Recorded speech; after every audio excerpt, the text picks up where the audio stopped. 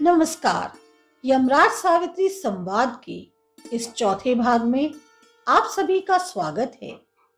अपने पिछले वीडियो में यमराज ने सावित्री को अशुभ कर्मों के फल और 86 नरक कुंडों के नाम बताए।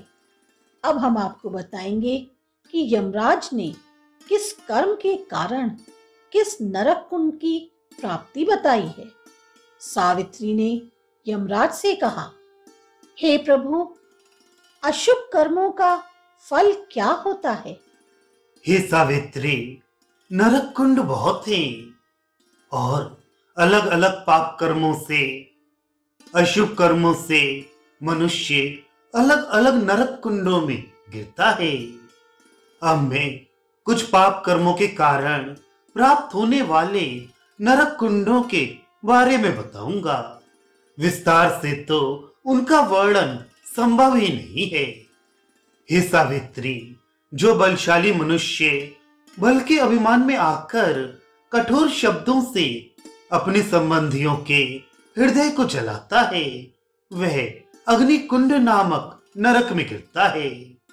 और जितने उसके शरीर में रोम होते हैं, उतने ही वर्षों तक वह अग्निकुंड में निवास करके 3 जन्मों तक पशु योनि को प्राप्त करता है।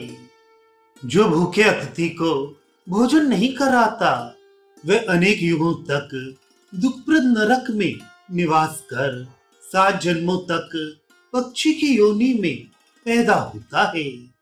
जो मूर्ख मनुष्य भगवती जगदम्बा की निंदा करता है, जो वेद, शास्त्र और पुराणों की निंदा करता है, जो ब्रह्मा, विष्णु, शिव की निंदा करता है, जो गौरी, सरस्वती आदि देवियों की निंदा करता है, वे सब उस भयानक नरक कुंड में गिरते हैं, जिससे बढ़कर दुख कहीं नहीं होता।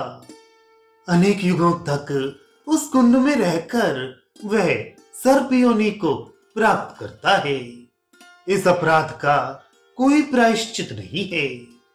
जो मनुष्य माता, पिता, गुरु, पत्नी, पुत्र, पुत्री और अनाथ का भरण पोषण नहीं करता, वह विषकुंड नामक नरक में जाता है और वहां उसी विष को खाते हुए पूरे 100 वर्षों तक पड़ा रहता है।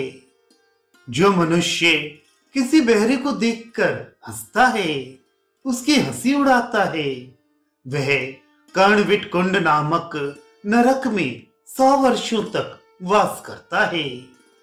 जो मनुष्य किसी प्राणी की हत्या करता है, वह 10,000 वर्षों तक कुंत कुंड नामक नरक में गिरता है। फिर वह जन्म लेकर उदर रोग से पीड़ित होता है। जो मनुष्य देवताओं की मूर्ति या देव संबंधी द्रव्यों की चोरी करता है, वह अपने शरीर के रोमों की संख्या के बराबर वर्षों तक भयानक वज्रकुंड नामक नरक में भूखा प्यासा निवास करता है। वहां वह यमदूतों द्वारा वज्रों से पीटा जाता है। हे साध्वी, जो गौओं के साथ क्रूरतापूर्ण व्यवहार करता है, वे 100 युगों तक वक्रतुंड नामक नरक में जाता है।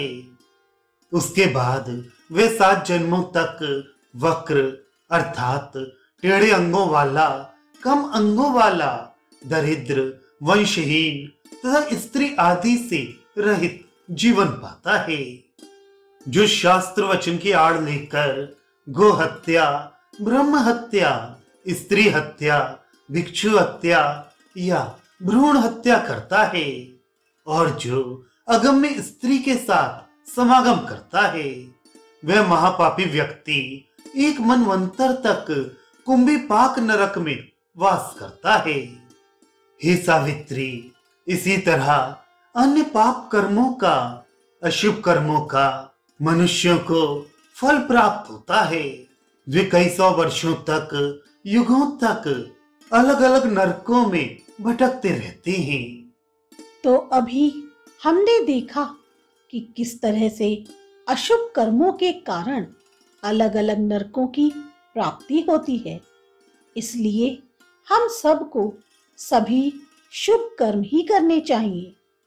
कथा के इस भाग में इतना ही। अगले भाग में देखेंगे कि किन किन पाप कर्मों के कारण ब्रह्म हत्या और गौ हत्या लगती है। कथा को प्रेम सहित सुनने के लिए आपका धन्यवाद। नमस्कार।